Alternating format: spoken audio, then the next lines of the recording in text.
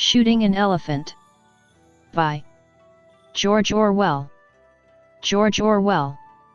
Eric Arthur Blair, an English novelist, essayist, journalist, and critic, wrote under the name George Orwell. Born on June 25, 1903 in Motihari, Bengal, British India. Was raised and educated in England. After school he became an imperial policeman in Burma. Returned to Suffolk, England, and began his writing career as George Orwell. He was wounded fighting in the Spanish Civil War. Orwell's health declined after the diagnosis of tuberculosis in December 1947. Died on January 21, 1950. Shooting an Elephant. Published in the literary magazine New Writing in late 1936. Describes the experience of shooting an aggressive elephant. The story is regarded as a metaphor for colonialism. Summary. The story is in first-person narrative and the narrator starts the story by introducing himself as a subdivisional police officer in the town of Moulmein, Lower Burma. He indicates that for the first time he was being hated by a large number of people. Anti-European feelings prevailed in the society in which he worked.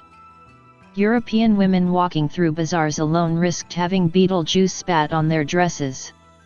Personal targets, public ridicules and continuous harassments were there on Europeans.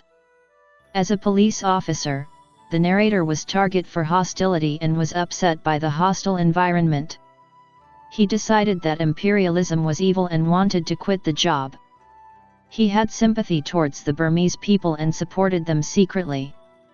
He was caught between hatred for the empire served and rage against those making the job difficult. He considered that these feelings are common among Anglo-Indian officials. One day a significant event provided insight into the real nature of imperialism. An elephant caused havoc in the bazaar.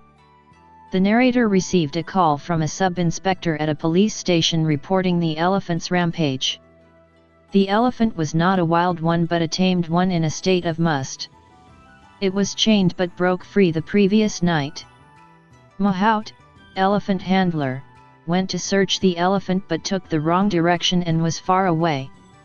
The Burmese people lacked weapons and were defenseless against the elephant. Elephant wreaked havoc, destroying huts, killing a cow, raiding fruit stalls, and causing damage to a municipal rubbish van. The weather was cloudy and stuffy at the beginning of the rains. The narrator along with Indian constables were waiting in the quarter with squalid bamboo huts where the elephant was last seen. They started questioning people about the elephant's whereabouts but failed to get any definite information. They heard the yell a little distance away. When they moved they found a naked dead body of a black Dravidian coolie. The elephant, which caught him with its trunk, put its foot on his back, and ground him into the earth. The narrator asked to bring an elephant rifle and he got it with 5 cartridges. The Burmans informed the group that the elephant is in the paddy fields below, a few hundred yards away. The whole population of the quarter flocks followed the narrator towards the elephant. The crowd, previously indifferent when the elephant was causing damage, became interested now that it's going to be shot.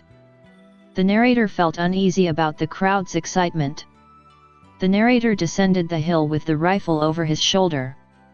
The elephant was standing 8 yards from the road, left side towards the crowd. Narrator halted on the road and thought that shooting a working elephant is a serious matter, likened to destroying expensive machinery.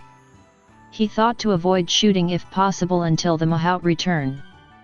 The narrator looked the immense and growing crowd, estimated at 2,000 or more, to anticipate the narrator shooting the elephant. The narrator realized he has to shoot the elephant because the crowd expected it. Killing a large animal seemed worse to the narrator as he considered the economic aspect too. He thought that the elephant's owner would suffer a financial loss if the elephant is killed. Despite reluctance, the narrator was compelled to act quickly. He moved near to check the behavior of the elephant. He thought if the elephant charges, he can shoot. If it takes no notice, he can leave it until the mahout returns. He knew that if the elephant is charged and he missed, the consequences could be severe. The primary concern is not for personal safety but for the watchful yellow faces in the crowd. With no other alternative, the narrator loaded cartridges into the gun and lied down on the road to get a better aim. Initially, he aimed several inches in front of the elephant's ear hole, assuming the brain would be further forward. When the narrator pulled the trigger, he didn't feel the kick, a common experience when a shot is accurate. After the first shot, there was a noticeable change in the elephant's appearance but seemed affected by the impact. The second shot didn't cause the elephant to collapse. The third shot proves decisive, making the elephant collapse, creating a crashing impact to shake the ground. After more bullet shots, the elephant died very slowly and it took half an hour to die after the narrator's departure. Burmans brought baskets and stripped the elephant almost to the bones to take away its flesh. The owner, an Indian, was furious but powerless to take action. Older men supported the narrator, believing it was the right decision. Younger men argued that shooting an elephant for killing a coolie is a shame, as an elephant is worth more than a coolie. The coolie's death put the narrator legally in the right and provided a sufficient pretext for shooting the elephant. Orwell indicates how he was trapped between his own resentment towards the empire and the Burmese people's resentment towards him. For more videos. Thank you.